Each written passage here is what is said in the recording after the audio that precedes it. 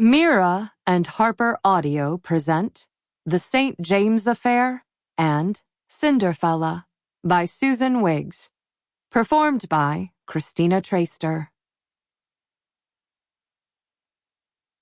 The St. James Affair. Chapter 1. Elaine St. James hurried along Fifth Avenue, trying to outrun Christmas, but it was gaining on her. She was only a few steps ahead of a troop of apple-cheeked carolers belting out "Hark the Herald Angels Sing" and collecting donations from shoppers and tourists.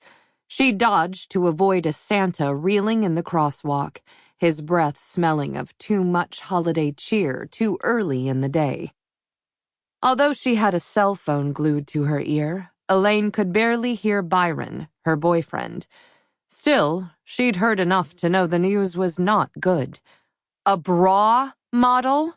she yelled into the tiny daisy-decorated phone. His response was a garbled remark ending in, "Huh?" And so she yelled even louder, "You're dumping me for a bra model?"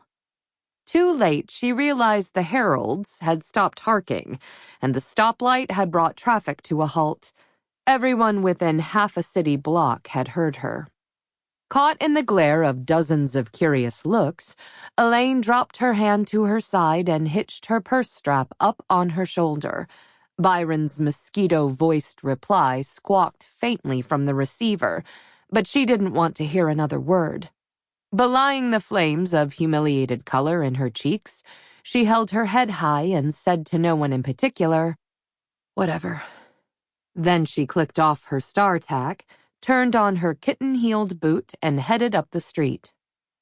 Behind her, traffic started up as the light changed. The carolers struck up silver bells, and the city sidewalks became busy sidewalks again. Okay, so it's Christmas, Elaine told herself, appalled to feel a sudden sting of tears in her eyes. Tears.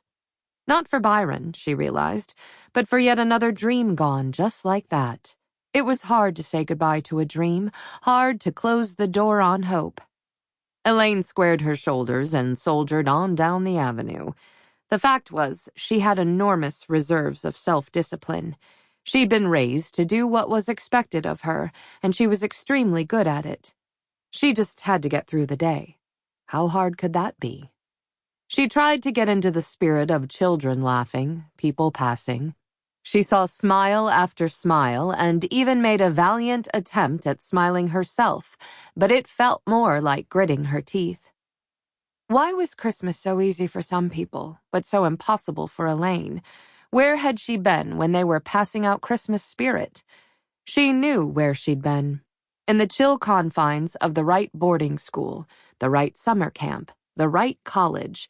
She'd been so busy training herself to do what was expected of her that she'd forgotten to ask herself what the point of all her efforts was. At the next crosswalk, a woman laden with glossy bags and beribboned parcels shoved herself in Elaine's way like a barge pushing into port. Elaine bit her lip to keep from making some smart remark, but she couldn't help scowling. She was later than ever for her lunch, and in no mood. Given her current situation, a slight edge of crankiness was justifiable. There had been a time, long ago, when the bustle and noise of the season had filled her with a sense of magic. She missed her former self, but had no idea how to revive that breathless, boundless feeling. Clearly Byron was not the answer. Of course, she should have known that from the start. But in spite of all the ways life had disappointed her, deep down she still had this secret, frisky inner self that wanted to believe in magic. Someone had a set of real silver bells. She heard them chiming like a wind-up alarm clock. A moment later, she found herself confronted by an elf holding out a collection jar with a picture of a grinning orphan. Clenching her teeth, she merely stared straight ahead, pretending she hadn't seen him. If she didn't make eye contact, she might be able to shake him off.